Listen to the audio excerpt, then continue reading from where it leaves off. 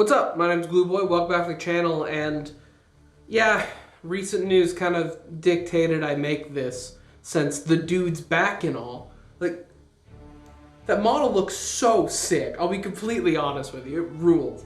But, yeah, so Lionel Johnson's our topic for the day, and also, like, for you, those of you who've been around here for a while, I did make a Dark Angels video way back in the day, and it fucking blows. It is awful. I don't know how it did that well, to be completely honest. So, maybe I'll remake it down the line. I don't know. Maybe, maybe not. But anyways, let's get into good old Tywin Lannister himself. So, like every other Primarch, little baby lion got launched off into space by the Chaos Gods to interfere with the Emperor's plans. And specifically, he landed on the death world of Caliban, which is a pretty awful place, as seen by the Death World tag. So it's the Death World, a place that is deemed mostly inhospitable to life. You know, giant poisonous plants, monsters that'll kill you, which is particularly what Caliban has, because it has these things known as great beasts. They are monsters that are absolutely horrifying, due to no small part because the planet is like right next to the Eye of Terror. It's really close. That and there happens to be a warp-based entity slash thing, like artifact, that is in like the core of Caliban that is slowly drip feeding chaos corruption into the people in the planet, like so much that, you know, if you gather all three of the artifact entities, you can time travel. There's a lot, and I'm not gonna get into that because what the fuck does that any of that mean? But yeah, it was here that little baby Lionel Johnson landed, and he landed right into like the massive forest of Caliban. Because in Caliban, it was like just one giant forest. Like, you were rare to live on Caliban and see like a clear skyline. And it was here that little baby Lionel Johnson had to survive for an entire decade by himself in the middle of a giant forest surrounded by monsters. Now, Primarchs, they have really fast development, so it wasn't just, you know, a toddler running around like Rambo, knife in mouth, killing monsters. Like, it wasn't that for too long, but 10 years of your development life alone, you're gonna come out a little maladjusted. But this all changed once he was discovered by the Order. Now, a little context on that. So on Caliban, there were a bunch of night houses, not that one, different night houses, actual knights, that all formed together because, what the fuck are you gonna do in a death world when you're cut off from the Imperium because the Eldar decided to fuck up that day? And when you're shut off like that, they devolved into a feudal system, all banded around nobles who built up houses, like noble houses, and knightly orders, where the nobility, the sons of nobility, would go out on glorious quests, slaying monsters that got a little too close to the villages they were protecting. And there were a lot. But then we have the Order, which is a little different based on their, you know, very basic sounding name. The Order is special because unlike those other night houses, they believe in something called equality. They believe that you should merit a person based on their actions and their skill set rather than who they were born to. Absolutely wild concept, I know, and a lot of the other noble houses had some major fucking problems with it. It was in one of these hunting parties from the Order where they discovered the baby Primarch. It's not totally stated how old he appeared to be, but Primarch aging, like, maybe young adult, maybe, I don't know. Regardless, they found a feral man covered in blood, already wounded because they accidentally shot the guy because they just like saw movement, shoot it. And they were just gonna be like, that's a weird situation, let's just kill him, put him out of his misery. And then one man decided, no, this guy might be cool, this guy might be chill. That's a good dude by the name of Luther. And Luther's a pretty chill guy who, like, honestly, most trustworthy character in this story. But Luther decided to step in at this child murder and started to talk to this feral guy and was able to talk him down, essentially like get him to calm down, not try to just maul them to death. And Luther kind of like took him under his wing. And this part is a little, I keep saying it flip-flop, because their relationship is both kind of like father-son and brother-brother. It keeps flopping. I've been reading Descent of Angels, and it's very clearly stating that they're brothers. So, I don't know, it's up to you to decide. But regardless, Luther was the one who gave him his name, Lionel Johnson, which translates to Lion, Son of the Forest. Because on Caliban, it was famed for its giant forest, which the word for forest was Johnson, because Caliban was famed for its massive Johnson. But anyways, Mr. Lion Penis himself, he decided to go join the Order, and honestly did pretty well. Now the Order is really interesting, because they actually had some of the old STC devices that were still like kinda active. So imagine feudal knights riding on like war horses and stuff, but instead of crossbows and like long swords, they had chainswords, bolters, power armor, like very rudimentary power armor. But like they were still kind of developed, and he fit to this role like perfectly. The moment Luther was able to teach him the language, teach him how to function in a society, man picked up to it real quick. I think it took him like, a few days to learn English. Like it was insane. Or I'm sorry, Imperial Gothic. And under Luther's tutelage, he was able to rise up in the ranks incredibly quickly. And of course, it was really lucky that Luther's not the jealous type. 100%, totally not jealous at all. And this trajectory in the Order would go even farther, because once he became a full-fledged adult, he got really good at soldiering, being a master general, just commanding the troops. And like all Primarchs have this sense of like grander than life when you're actually in person, which leads to the fact that they're just naturally charismatic. The kind of people where they walk into a room and everyone turns and like you have that urge just to kneel before them. Like that's what a Primarch does, and you know, they're naturally leaders. So he decided to lead a great crusade on his own to wipe out all of the great beasts off of Caliban. Full genocide of these monsters. Because these things were a fucking problem. Because like I said before, they were kind of like influenced a bit by chaos. So they were bigger, stronger, and way smarter. The one key one, and part of Lion's namesake, the Calibanite lion. This thing is the most deadly predator that exists on Caliban. A single stroke can cleave through like 10 men. It's really smart, like almost as smart as a person. And it also has an absolute joy at torturing its victims. It gets a pleasure off of it, so making it awful. But through a lot of hard work, the lion was able to do it. But one of the problems was there's all these different knight, like noble houses. And this was causing some problems because they needed everyone there. But luckily, because the lion's such a cool guy, as he went on this great quest, other people started joining them. Because they didn't have any like rules for you had to be nobility. You just had to want to do the training to get into the Order. Other houses eventually became to merge through like diplomacy and also being like, damn, they're pretty cool. I should join them. Except for one, House Lupus, which was a fan of a different style where they wanted to tame the great beasts and use them as like war animals. Though with a little bit of diplomacy and a whole lot of horrible violence, the lion was able to get rid of them and they weren't an issue anymore. And then eventually, in just 10 years, they were all dealt with. And you know, at this point, with the final great beast being slain, and Lionel Johnson being given the position of Grand Master of the Order, a position that Luther happily gave up because he decided to raise Lionel Johnson from feral, like man-child, to Primarch. A thing, of course, he was totally fine with, I promise. This would be a really good time for the Emperor to show up. And he did. Him with some like actual space marines helped wipe out the last few great beasts. And in a pretty quick encounter of like, hey son, how it doing? I'm the Emperor. Like, cool, dad, I already know this. You want a standing army of 10,000 space marines? Yeah, I do. Done deal, just really quick. And this is actually like very notable. This is the quickest Primarch reuniting to getting their legion. Like super quick. Everyone else had to kind of like work for it or earn it. It was just like same day.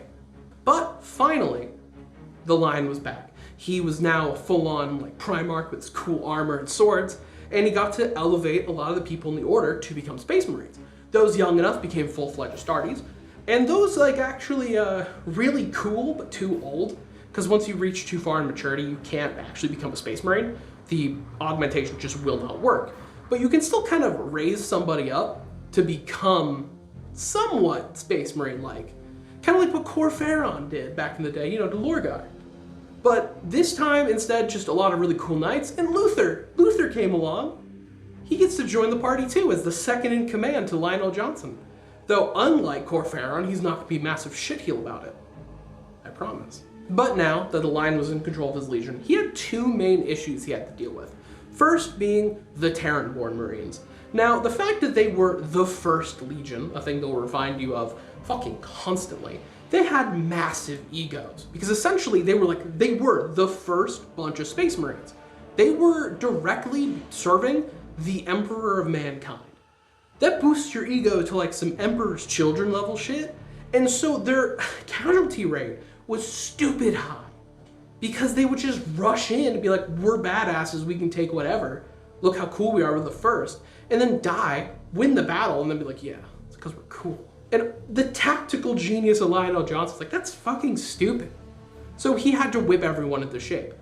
Kinda literally. Because the Lion is a man of action, not of grand speeches and like promises. No, he just challenged the captain of the Terran-born Marines to a duel. And this guy was in full Terminator armor, the shit that makes you a bipedal tank. Like punch holes into tanks and shit, like that level armor. Yeah, he lost to the Lion in a 1-to-1 duel, because of course he fucking did. Lionel Johnson's a stupid good duelist. Probably like the best in the galaxy. And obviously when you see a Primarch in a duel, you're like, I'm gonna fucking serve that guy. That guy's my leader now. And he proceeded to do that for the rest of the Dark Angels that wouldn't actually join. Because they were actually all in like splinter groups too, like the White Scars were. Because they were like, we're cool enough, we're just gonna fuck off, do our own thing. We're the first, we can do anything. So he had a lot of walk up to these guys, hey, you're joining my legion, we're back into one big army. They'd be like, no, fuck you.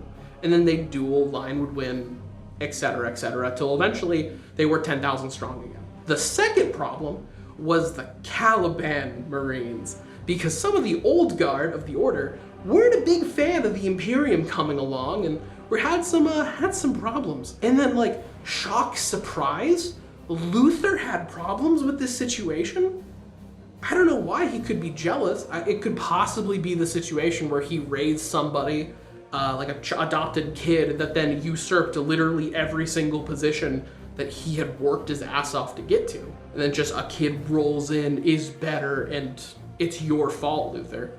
You know, that would cause some problems. And this caused some more issues because during a diplomatic mission against this human colony that broke off and didn't really want to rejoin, a diplomat decided to sneak a nuke onto the flagship of the Lion. And when they were informed of it, Luther found the nuke really quickly, but he hesitated.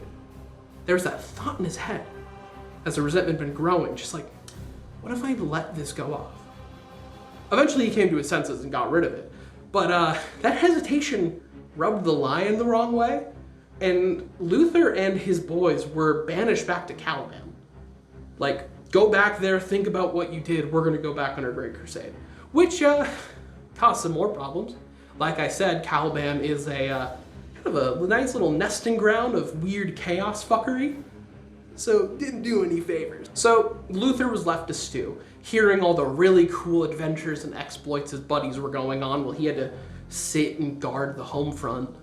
And the Lion went off to do a lot of things that I will not get into because I actually can. I'm very sad about this.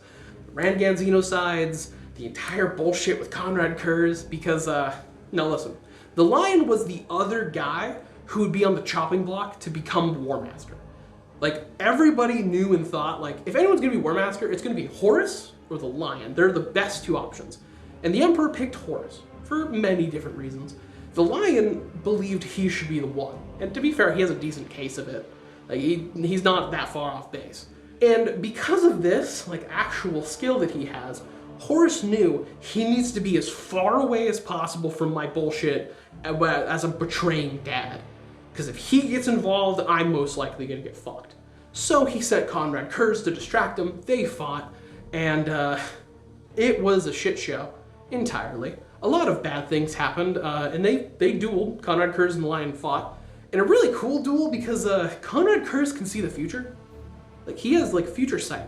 And the Lion is such a good duelist, he was able to work around this and still get hits in. Like, fucking Heimdall in God of War Ragnarok. Like, that level, just still able to hit him. Pretty cool. This also leads to the whole situation of Conrad Kurz living in Lionel Johnson's walls.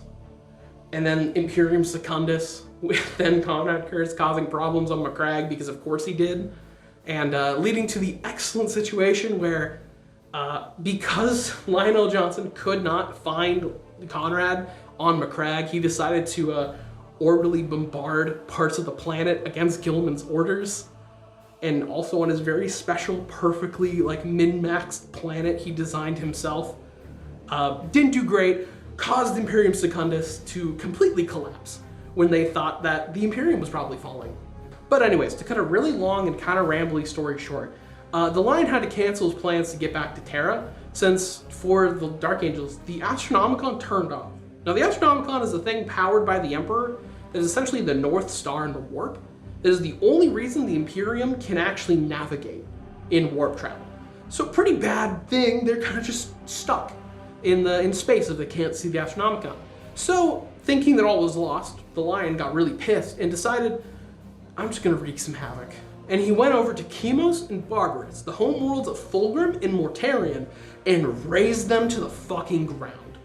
Absolutely destroyed them. Until eventually he was able to reunite with Corvus Corax and Leman Russ, and they were able to make their way to Terra. But they were there too late. The Emperor had already been dealt with, and now was trapped on his golden throne. To where the Lion was pretty bummed about it, to say the least. He was a big fan of Dad, and seeing him like this, rubbed him the wrong way. Which now leads us to one of the big moments in Dark Angels history. Really depressed Lionel Johnson went back to Caliban for him to be lit the fuck up by the planetary defense system on Caliban because Luther had gone traitor. He betrayed everything. He converted all the Dark Angels on the planet to betray with him and wanted to kill the Lion. Because Chaos started getting their little fingers in there and actually warp supercharged him to an extent. He was like the fallback plan for Horus. Whole big thing. So needless to say, the Lion was a little bit peeved during the situation, where he went a little overboard and blasted back the defense systems and kind of cracked the planet irreparably. But it allowed him to finally get onto Caliban and fight Luther, to where they dueled. And this was a duel that he was actually able to keep up with the Lion pretty impressively. He was that Chaos supercharged.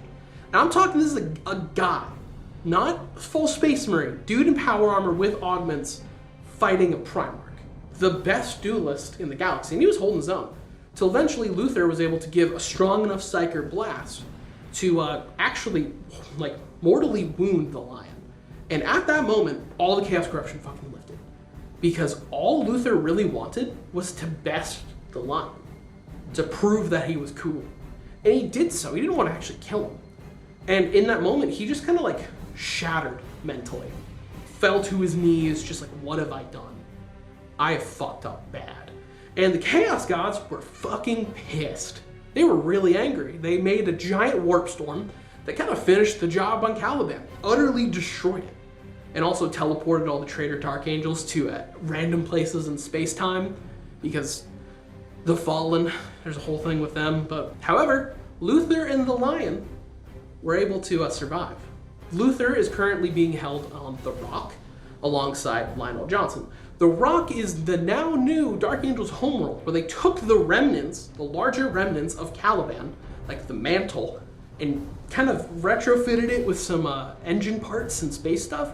So they have a giant mobile flagship that's just a part of their planet. And is also their giant lockbox for all of their secrets. And their deepest secret of all is in the center of Caliban. Lionel Johnson in stasis sleep, and then just regular comatose sleep to sleep off his mortal wounds and eventually come back when the time is right. Which, speaking of, the time is now right. The Lion's back. He's awake and out and kicking. In the new Arcs of Omen whole bullshit, Vashtor the Archfane kind of led a funny little charge on the Rock, and Be'lakor got involved, and it was a whole big thing. But finally, he's awake and kicking. We don't fully know what he's doing yet. All we know is that he's gonna duel Angron. They're gonna fight, and most likely the Lion's gonna win. I mean, what, Chaos isn't gonna win this? Of course the Imperium's gonna win.